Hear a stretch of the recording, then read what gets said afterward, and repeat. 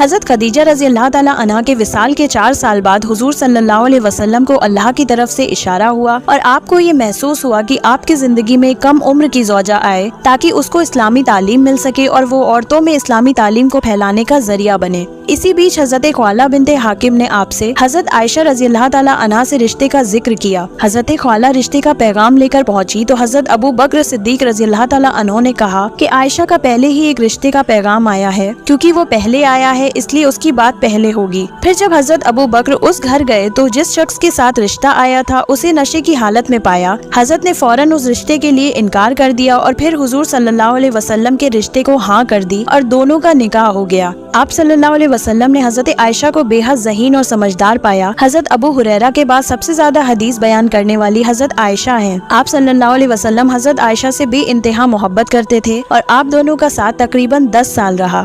نبی کریم صلی اللہ علیہ وسلم نے جب قریش کے کافروں کی سرکشی دیکھی تو آپ نے بددعا کی، اے اللہ 7 برس کا سوکھا ان پر بھیج جیسے یوسف علیہ السلام کے وقت میں بھیجا تھا۔ چنانچہ ایسا سوکھا پڑا کہ ہر چیز تباہ ہو گئی۔ بھوک کی شدت کا یہ عالم تھا کہ لوگوں نے چمڑا اور مردہ جانوروں تک کو کھانا شروع کر دیا۔ آسمان کی طرف نظر اٹھائی جاتی تو دھوئیں کی طرح معلوم ہوتا تھا۔ آخرکار مجبور ہو کر ابو سفیان نبی کریم صلی اللہ علیہ وسلم کی خدمت میں حاضر ہوا اور کہا کہ اے محمد، آپ لوگوں کو اللہ کی اطاعت اور صلہ رحمی کا حکم دیتے ہیں، اب تو آپ کی ہی قوم برباد ہو رہی ہے، اس لیے آپ اللہ سے ان کے حق میں دعا کیجئے۔ پھر آپ نے آیت کی تلاوت کی، اس دن کا انتظار کر جب آسمان پر صاف کھلا ہوا دھواں ظاہر ہوگا۔ خیر آپ کی دعا سے بارش ہوئی اور سوکھا جاتا رہا، لیکن وہ لوگ پھر کفر کرنے لگے۔ اس پر اللہ کا یہ فرمان نازل ہوا، جس دن ہم ان کافروں کی سختی کے ساتھ پکڑ کریں گے، اور یہ پکڑ بدر کی لڑائی میں ہوئی۔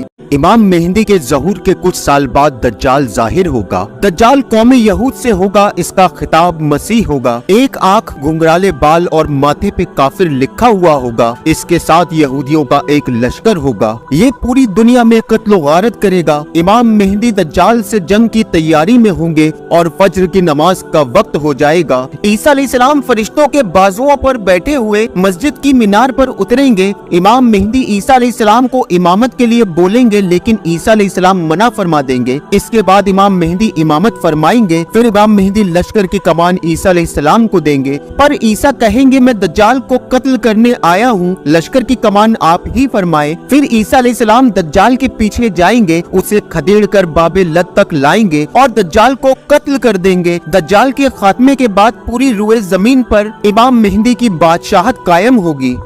اللہ نے رسول اللہ صلی اللہ علیہ وسلم کو حکم دیا کہ آپ اپنی بیویوں کو طلاق لینے کا اختیار دے دیجئے۔ رسول اللہ صلی اللہ علیہ وسلم نے ماں عائشہ صدیقہ رضی اللہ تعالیٰ عنہا کے پاس جا کر فرمایا، اے عائشہ میں تم سے ایک بات ذکر کرتا ہوں، اس کا جواب دینے میں جلدی نہ کرنا، یہاں تک کہ اپنے ماں باپ سے مشورہ کر لو۔ آپ صلی اللہ علیہ وسلم جانتے تھے کہ ماں عائشہ کے ماں باپ کبھی بھی آپ سے جدائی کا مشورہ نہیں دے سکتے۔ پھر رسول اللہ صلی اللہ علیہ وسلم نے یہ آیت پڑھی، اے نبی اپنی بیویوں سے کہہ دیجئے اگر تم دنیا کی زندگی اور اس کی زینت کی طلبگار ہو تو آؤ میں تمہیں کچھ سامان دے کر فارغ کر دوں۔ ماں عائشہ نے یہ سن کر فرمایا، کیا میں اس بارے میں اپنے ماں باپ سے مشورہ طلب کروں؟ بلا شک و شبہ میں تو اللہ، اس کے رسول اور آخرت کی طلبگار ہوں۔